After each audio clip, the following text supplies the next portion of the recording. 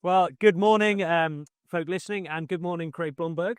Good morning. We're at the Evangelical Theological Society's annual meeting, or ETS. My name's Tom Creedy. I'm the publishing director at IVP. Craig, for those who might not know who you are you, and what do you do? I'm theoretically retired. I taught New Testament studies at Denver Seminary for 35 years. I'm still teaching one class a quarter, and I'm a bit of a writeaholic. I've written, depending on how you count, around 30 books and gobs of articles, so continuing to do that.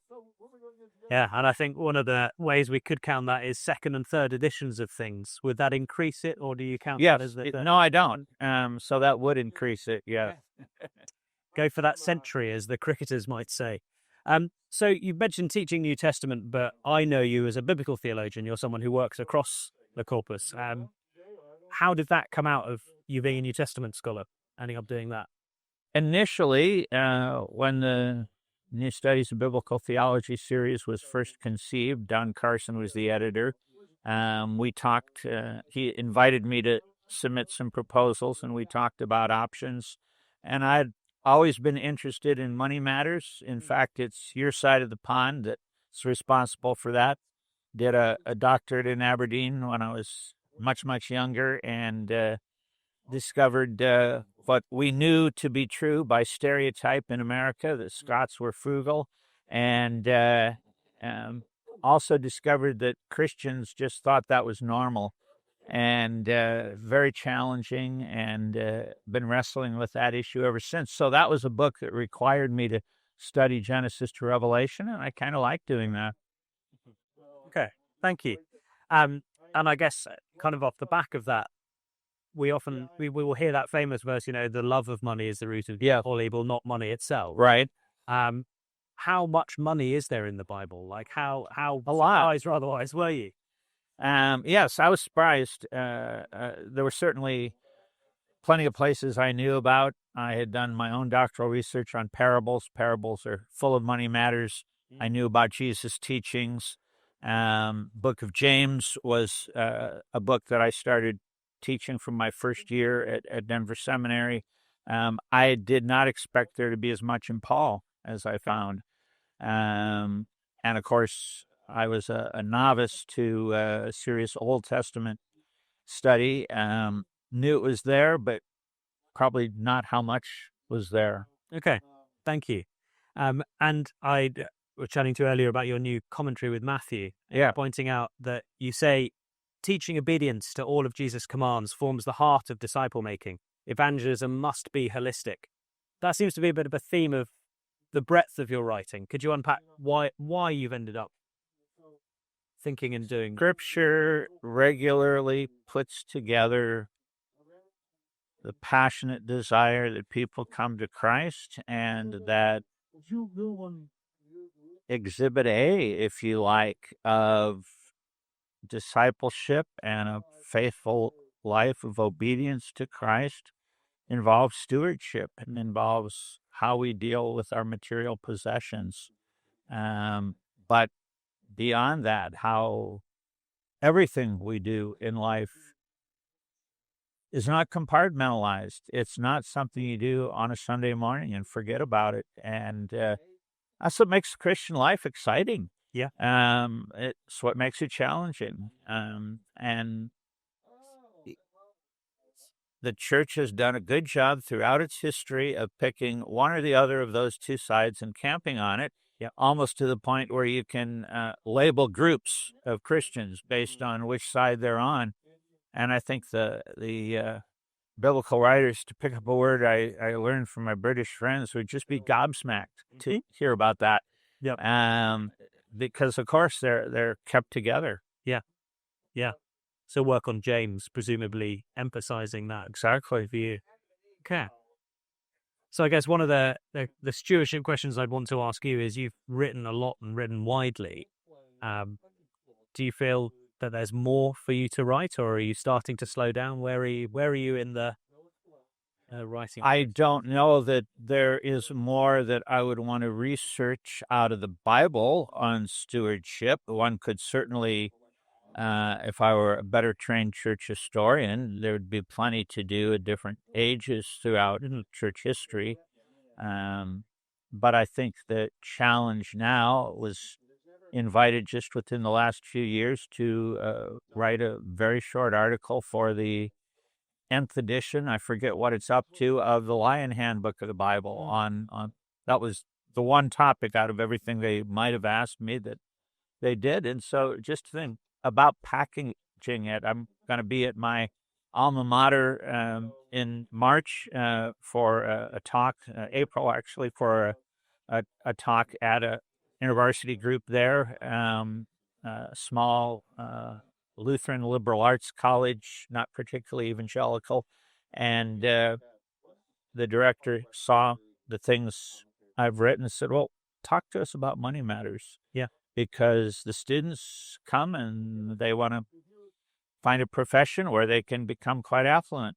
And that in itself isn't necessarily bad, but is that the first thing they should be aspiring to? And if they do, what do they do if they get that money? Yeah. So it's interesting that Lion Handbook to the Bible, maybe not a book I thought you were going to mention. And I think that rather beautifully illustrates something I think that you're articulating there, the kind of the balance between the highfalutin, as an American would say, academic stuff, the thick stuff, but then the stuff that people actually read. How important is that gap bridging to you in your vocation? It's hugely important. It's a niche that I sensed early on in my writing was not always adequately addressed. Tons of people write at the popular level, but they don't always do responsible handling of the text. Yep. Tons of people do responsible handling of the text, and no ordinary people will ever read them. Yeah. So yes, there are more people bridging the gap than there were 40 years ago, but I think there still is a need. And even if others have done it, there's no guarantee how well they've done. And how I guess, how did you come from doing the stuff with all the footnotes and the biblical languages to the more popular, accessible stuff? What was the kind of first time you did that more popular translating work to the wider church? The first time I did it, I couldn't get it accepted for publication. Okay. Apparently I've improved a little bit. It has always been important to my family and me that we are involved in church, as straightforward as that sounds, and in some kind of teaching ministry within the church. So if I can't figure out a way to say something to normal churchgoers of every age, except perhaps the littlest children, I've never been good at that, then I've got a problem. Because the people who come to a convention like this one, as many of them as you might see, are a minuscule percentage, the people of the world. Yeah. I guess that's it. I was going to ask you, and I'll get on to a question about those kind of with a vocation or according to right. But I guess, would that be maybe your challenge to some of the younger generation of scholars and publishers? Remember the rest of the church, almost. And there are folks who realize that and who have great ideas and probably can do that, but they haven't established their academic credibility yet. Okay. And so it really is a matter of being conscious of both poles, of both positions. If somebody asks me, how do I break, as an academic, how do I break into publishing? The logical thing is to do what I didn't do, and that is to find a way to publish your dissertation, your thesis in some form, and go on from there. A lot of people will come to me and they'll say, yeah, I'd like to get credentialed. I'd like to go on, but I really would like to write a book about how the church needs to do this. It's like, and why would anybody want to read you? Yes. Yeah. Okay, so you've not published your thesis? Interpreting the parables came out of my thesis. It just wasn't the first thing I did, because what universities also had a hand in, the historical reliability of the Gospels, was part of a International Gospels Project at Tyndale House in Cambridge, and they had wanted somebody to produce that as the final part of the series, and I was blessed to be invited to do that. So that had to supersede getting anything from my doctoral thesis written. Okay. Interesting. So what advice other than don't do it this way, perhaps, would you give to someone who is maybe a recent PhD graduate or a younger faculty member looking to break into publishing? Get your thesis published. Okay. And there are plenty of good places. If you've done a good job, it won't be a bestseller. You might not even make any royalty money, but get it out there, establish your credentials, and then if you want to continue at that level, fine. If you want to spin off something from your research that will be received by a wider audience, that's the most natural way to do it, and then people will want to see what you have to say. Okay. So you mentioned your first attempt at writing for the lay level came to nothing. Is there a book you wish you'd written? What a great question. Wasn't expecting you to ask that. Not off the top of my head. Fair enough.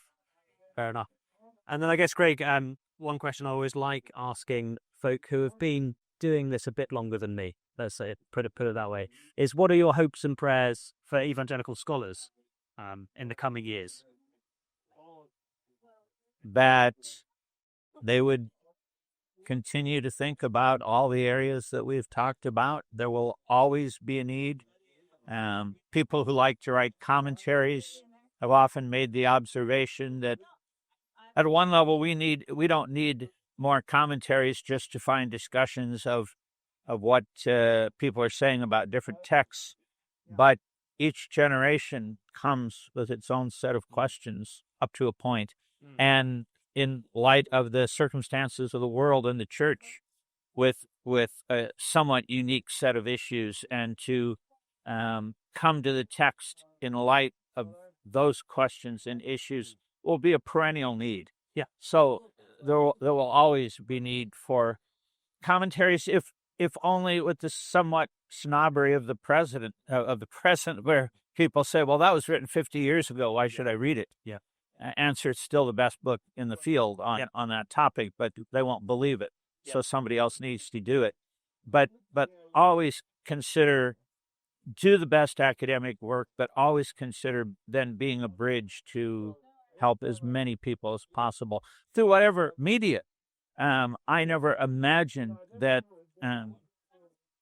even as recently as 10 years ago, I would be meeting people who would say, oh, yeah, I know you because you were on so-and-so's podcast. They don't even know that I write books. They don't even know what a book is sometimes. Yeah. In 40 years, maybe we'll be sending our holograms around the world, and that's what everybody will be watching. Yeah. So be aware of the current media, use it, but solid academic research, however one does it. Yeah. AI can be a help, but it can't be a substitute, and it will always have to be evaluated. Yeah. Thank you. One more question, if I may. You mentioned kind of bridge building, and I've observed the kind of the holistic thing as being a bit of a hallmark of your writing ministry. As someone who did the doctoral work in the UK, but is obviously now and generally in the US, Right. I wonder if I could ask you for one thing you think English evangelicalism needs to learn from here, and then vice versa.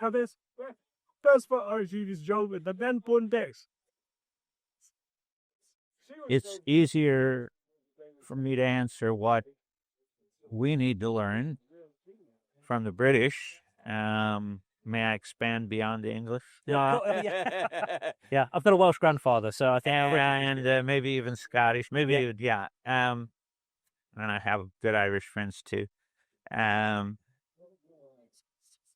There has been more of a populism that has driven the American church. I think church historians regularly note this. If you are an academic in the U.S., there is not the same level of presumption of your abilities, at least in certain areas. There may be even a skepticism. And so I think we can learn from the British. My own supervisor, Howard Marshall, was just such a stellar example of somebody who was preaching in a small Methodist chapel most Sundays, lifelong Methodist, even after retirement, even as he was ill and he didn't know how ill he was, he would find a way to be ministering in church on Sundays.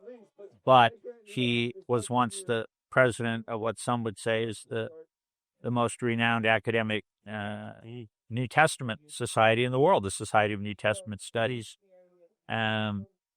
He kept those two in balance. We can learn that from the Brits. What they can learn from us, oh good heavens! I've lived about 6 years of my life in the UK and spent most of it trying to learn from you, rather than thinking there are too many Americans who just go across and think they're supposed to teach the world when it should be the other way around. Maybe don't always be quite so compliant. Challenge some things. Yeah. Well, Craig, thank you very much for your time this morning. Very well. I've enjoyed myself. Thank Me you too. for answering my questions. And I'm sure we'll see you around.